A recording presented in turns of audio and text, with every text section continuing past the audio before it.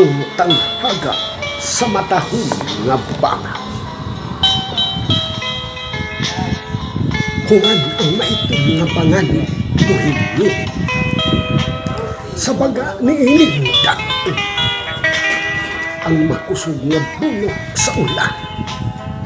Gilayong nibis-sibis sa uhaw nga talam na na ug sa ugang kayutaan ug unya sa iyang paglurang niinanayon hulit ang kahaya.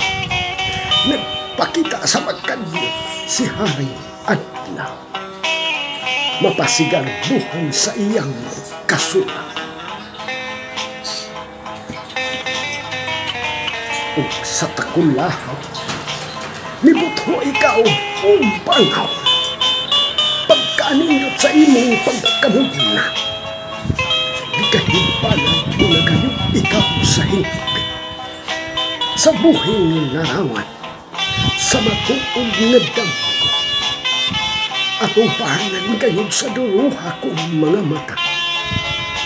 Gihikap ko ikaw ng duruha kong mga palad. Huwag ko ikaw sa mito. Gisok na sa pangutana. Diin ka ba kita? Maanindot ang nagkadaian ining mga bulok. Nagkahiusa ang tanan aron mo pasundi sa mapasigar buhon ni ining talanaw. Madaliho ang hugis sa perpekto mong arko.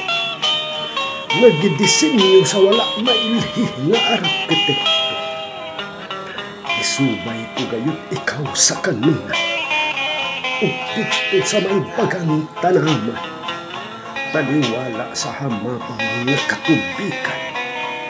Nibutho ang pungango sa duruha mong tila. Kadlas king pananaw sa tuo ug wala nga bago. Hataas ulang ang gintang sa duruha nga nanag-akma.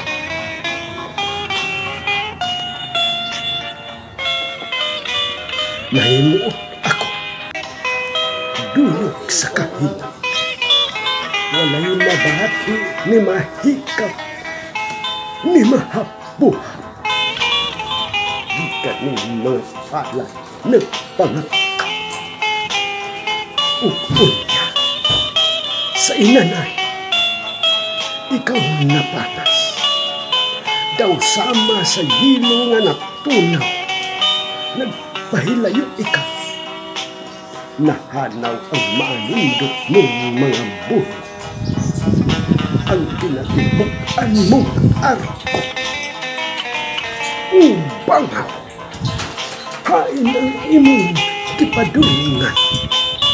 Niwala ka na mo makutlo ang imong tanghaga nga naglili sa talag sa umo. Katahog